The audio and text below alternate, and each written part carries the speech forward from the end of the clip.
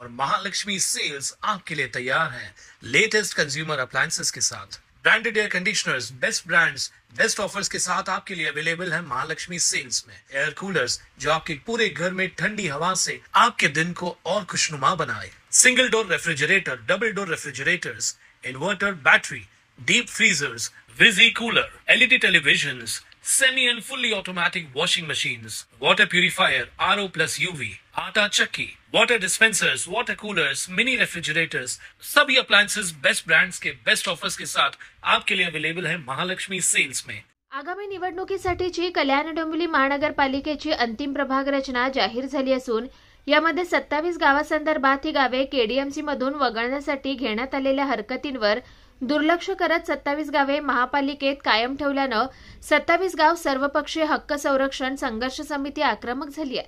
27 गावांचं प्रकरण सुप्रीम कोर्टात प्रलंबित असताना जबरदस्तीने प्रभाग रचना जाहीर करण्यात आली आहे। याचा जाहीर निषेध असून आता सुप्रीम कोर्टात लढतोय, भविष्यात रस्त्यावर उतरून लढण्याची वेळ आली तरी आमची तयारी असल्याचा इशारा 27 गाव सर्वपक्षीय हक्क संरक्षण संघर्ष समितीचे अध्यक्ष खासदार सुरेश म्हात्रे यांनी दिलाय। समितीच्या वतीने सोनारपाडा येथे पत्रकार परिषदेचं आयोजन करण्यात आलं होतं। यावेळी ते बोलत होते। यावेळी समितीचे उपाध्यक्ष सत्यवान म्हात्रे, सुमित वजे, मधुकर माळी, रतन पाटील, रामचंद्र पाटील, रामदास काळन, बुधाजी पाटील, शिवाजी माळी, राहुल जाधव, शंकर म्हात्रे आदी पदाधिकारी उपस्थित होते।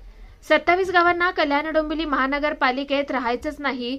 सरकारच्या मंत्र्यांची विधानं वेगवेगळी असून 14 गावं नवी मुंबई महापालिकेतून निवडणुकीनंतर वगळण्यात येतील असे गणेश नाईक यांनी सांगितलंय।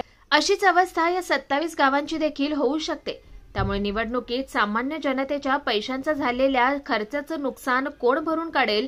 त्यामुळे प्रभाग रचना करताना 27 गावांची रचना वेगळी ठेवायला पाहिजे, जेणेकरून सुप्रीम कोर्टाचा निकाल आल्यानंतर ती प्रभाग रचना सुरक्षित राहील। निवडणूक आयोगाने लेखी आदेश देऊन देखील महापालिकेने त्यांना माहिती दिली नाही। या गोष्टीचा निषेध व्यक्त करत असून सुप्रीम कोर्टासह वेळ आली तर रस्त्यावर उतरून लढाईचा इशारा खासदार सुरेश म्हात्रे यांनी दिलाय। आज या ठिकाणी जे पत्रकार परिषदेचं आयोजन केलेलं आहे, मुळात तर 27 गावांना या महानगरपालिकेत राहायचंच नाही आणि आपण सरकारच्याच नेत्यांची काही स्टेटमेंट बघितले असेल। काल परवा गणेश नाईक साहेबांनी सांगितलं तर आमच्या नवी मुंबई महानगरपालिकेत जी 14 गावं जबरदस्ती घुसवल्यात ती आम्हाला नाही पाहिजे। आम्ही निवडणूक झाल्यानंतर 6 महिन्यात ती गावं बाहेर काढू। तर माझं म्हणणं सरकारने याविषयी गांभीर्याने घ्यायला पाहिजे की निवडणूक झाल्यानंतर तुम्ही ती बाहेर काढणार। या 27 गावांचंही उद्या असं होऊ शकतो। मग हा जो निवडणुकीवर खर्च होईल तर हे जे सगळं काही प्रक्रिया चालू आहे हे नुकसान कोण भरेल? आणि मुळात जो विषय 27 गावांचा आहे, वाढ रचनेविषयी चर्चा झाली, जो विषय सुप्रीम कोर्टात पेंडिंग आहे आणि सुप्रीम कोर्टात पेंडिंग असताना सुद्धा ठीक आहे तुम्ही जबरदस्ती वाढ रचना करता, पण कमीत कमी 27 गावाची तिथे वेगळी ठेवा, जेणेकरून सुप्रीम कोर्टाचा निर्णय आल्यानंतर ती गावं जेव्हा वेगळी होतील तेव्हा तुमची वाढ रचना सुरक्षित राहील। मग ह्या सगळ्या गोष्टीत काय सरकारचं काय डोकं फिरलंय काय काय कळत नाही। निवडणूक आयोगाने सुद्धा त्यांना लेखी आदेश दिले की महानगरपालिका आयुक्त असतील किंवा संबंधित यांनी त्यांना तशा प्रकारच्या माहिती देण्यात यावी, परंतु माहिती दिली नाही तरी सुद्धा वाढ रचना फिक्स केली। एकंदरीत पाहिलं तर ठीक आहे, या सगळ्या गोष्टीचा आम्ही इथे निषेध करतोय आणि एक नक्की आहे की याच्या विरोधात आता आम्ही सुप्रीम कोर्टात लढा लढतोय, पण भविष्यात तो सुप्रीम कोर्टातून रस्त्यावर देखील लढण्याची वेळ आली तरी आम्ही सगळे लढायला तयार आहोत। सत्यवान म्हात्रे, 27 गाव संघर्ष समिती उपाध्यक्ष या नात्याने मी आज ही जी पत्रकार परिषद ठेवलेली आहे आमचे अध्यक्ष सुरेश बाळामाव म्हात्रे यांच्या उपस्थितीमध्ये याची पत्रकार परिषद ठेवलेली आहे।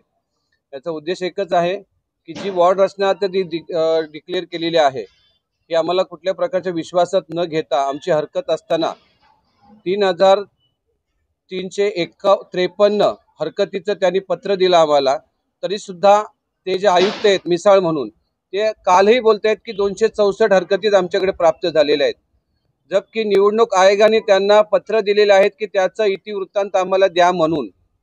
काय म्हणणं आहे 27 गावांचं काय म्हणणं आहे ते आम्हाला द्या, परंतु निवडणूक आयोगाला, महाराष्ट्र निवडणूक आयोगाला देखील ते लोक केराची टोपली दाखवतात असा याचा मुद्दा होतोय। त्याच्यामुळे ह्या दरोडेखोर महानगरपालिकेत आम्हाला राहायचं नाहीये। आमचा कालही एकच निर्धार होता, आजही तोच निर्धार आहे आणि उद्याही तोच आमचा निर्धार असेल की जोपर्यंत आमची 27च्या 27 गावं या दरोडेखोर महानगरपालिकेतून बाहेर पडत नाही तोपर्यंत आमचा लढा चालूच राहणार आहे. त्या बाबतीत बोलायचं झालं तर मागच्या आठवड्यामध्ये आम्ही माननीय आयुक्त निवडणूक आयोग यांची भेट घेतली होती आणि त्यांना आमच्या सर्व काही जे काही त्रुटी त्या प्रभाग रचनेच्या हरकतीमध्ये जे काही त्रुटी घडल्या होत्या त्या आम्ही त्यांच्या निदर्शनास आणून दिलेल्या होत्या आणि ते त्यांनी कबूलही केल्या, ते त्यांनी मान्यही केलं आणि ते गांभीर्यानेही घेतलं आणि त्यांनी तात्काळ नगरविकास खातं आणि KDMC कमिशनर यांना पत्र काढलं आणि चौकशीचे आदेश दिले आणि तात्काळ अहवाल सादर करायचे आदेश देखील दिले. परंतु माझ्या माहितीप्रमाणे KDMCने असो किंवा नगरविकास खात्याने असो असा कोणताही अहवाल अद्याप निवडणूक आयोगाकडे सादर केलेला नाही व इथे वॉर्ड रचना डायरेक्ट अंतिम वॉर्ड रचना ही डिक्लेअर करून मोकळे झालेले आहे. त्याच्यामुळे या विरोधात आम्ही नक्कीच कोर्टात समिती म्हणून धाव घेऊ. कुणाल म्हात्रे, स्वानंद मीडिया, कल्याण. ताज्या घडामोडींसाठी स्वानंद न्यूजला सबस्क्राईब करा आणि बेल आयकॉनवर क्लिक करा.